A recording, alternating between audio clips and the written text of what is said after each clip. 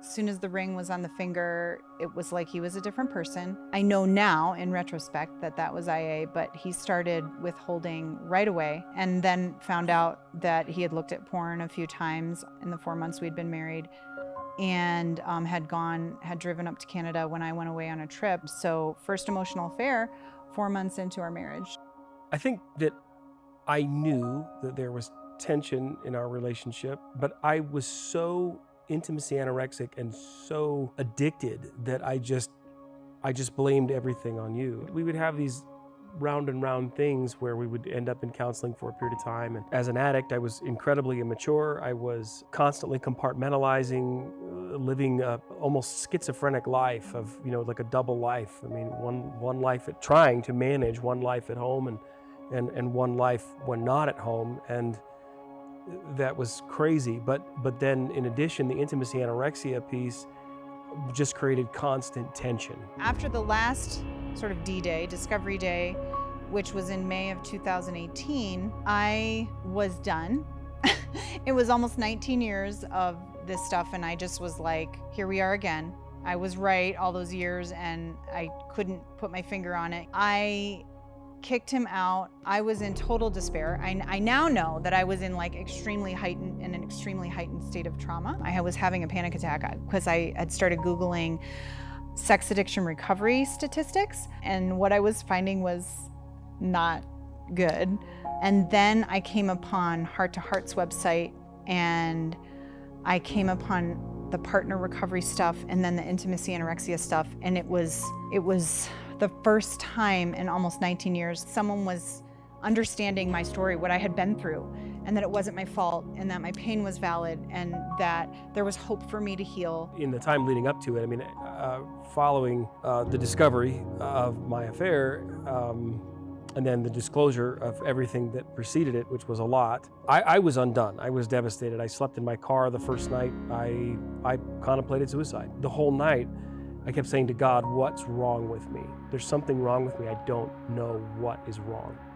When I found the hopeful statistics, I said, wow, okay, first of all, there's hope for me, but there actually is hope for our marriage. I'm willing to consider giving it a last try. I was a little bit deer in the headlights, I think, at first. It was a lot. There's a reason they call it an intensive, because it's intense. So a little bit like drinking from the fire hose, but in a good way. I was getting a lot of new information, but also at the same time, a lot of encouragement and a lot of feedback to say, you're not alone, you can do this, others have gone before you, we're gonna walk with you. The polygraph experience, it was so supportive. The polygrapher was supportive, our therapist was supportive. They were helping me to tell the truth. And then what that gave you was just that sense of, okay, it's everything is out. There's nothing in the closet. There's nothing hidden. And so that we could then begin the process of walking forward on a healing journey. I was really actually looking forward to someone, a man, telling my husband what he needed to hear. As Dr. Doug says, men make men. So I was looking forward to that aspect of it. I think a lot of partners feel like they're just sort of like a hamster on a wheel running, and they keep saying these things and making these requests. That's a huge blessing of the intensive, is the therapist is there for both of you, but that therapist is actually validating what you've been through to your husband and calling him higher. A pivotal moment, honestly, during the intensive was when we learned how to do the dailies. So we were assigned the dailies, I think on day one, and we went back to our Airbnb and we practiced the dailies together. I'm gonna get emotional here, but that was like profound, because it was actual intimacy that we were experiencing, which for me was revolutionary. I didn't know what intimacy was. To actually look into Heather's eyes, and we began to talk about stuff that was just, it just peeled back this huge layer. The personal aspect of it was that we were sexually intimate day 2 or 3. It was those dailies. It was the dailies. They did it, right? I thought physically that I was broken sexually. I was experiencing total sexual dysfunction. I thought that would never, happen again, really, or at least be whole. To have the sexual intimacy reborn was pretty profound. For me, doing that first dailies time was finally, because that's what I had been asking him for, wanting to have in our relationship for our entire marriage, and so for him to move toward me was a huge deal. For me, it was incredibly hard, to be married and know that my husband didn't want me. That's, that was the message. Reconnecting sexually in a holistic way and having him move toward me emotionally, spiritually, and sexually was huge. When we got back from the intensive, obviously the intimacy anorexia did not just disappear. All of the stuff that happened for us during the week while we were at the intensive, that whole week, all those things that we were doing together with our counselor, that we went over together, it was there for both of us to go back to and be able to recall and talk about. It was just immensely helpful for the long term. Heather has always been, she's a very healthy person. I think she just gained a lot of language to know what to see, what to look for, especially with intimacy anorexia. She would go, oh, yep, I see that. Maybe you need to go make a phone call. And then I would go, what did I do? I do? And that was the lifeline, honestly. I had so many conversations with guys in my intimacy anorexia recovery group that just every time I would go and I'd say, this just happened. Can you help me make sense of it?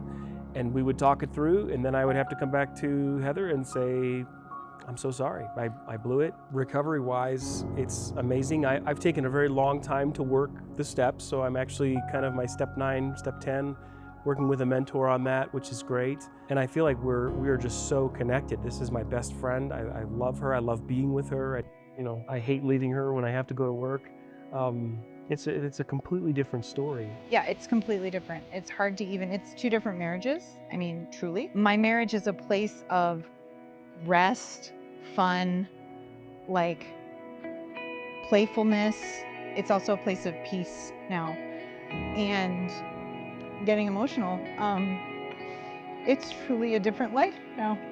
We'll just be, I don't know, we're just doing life together. And Heather will say to me, that is so different from the way you used to respond in this situation or whatever. I'm always a little taken aback by that because it doesn't feel like it should be different. I didn't realize it was different. Oh, I didn't know that was different. And it's a little startling. That speaks a lot to me about how much this whole process has changed our lives and my life. Even though we're in the 5th year of recovery, of course there are still hard things, but now the hard things we go to repair. It doesn't go down the horrible drainage hole of trauma and lack of trust. We build trust. Now the hard things build trust rather than erode trust. Now he wants to be with me all the time. So it's just, I guess for me, it's all the little moments of moving toward me instead of being moved away from and being avoided and being not wanted. I feel a little bit inspired and encouraged because the opportunity just to sit here and to be able to share together about our journey and the hope and the freedom that we have found, and to be able to hopefully point other people to that, to say that there is hope. You're not alone. You're not the only ones who have been here. We've been there, and our journey was rough. It was bad. I was horrible. There's hope, and you're worth it. You can make it. You can get there. For both our future together, to see where we can go, because this is just the beginning. I think we're still learning more, and that's really exciting. But then also for other people to spread that word of hope is huge. Book an intensive. It will save your life and your marriage. You can do it. You can do it. You can learn to love your wife, and you can start a whole new life together. It's possible.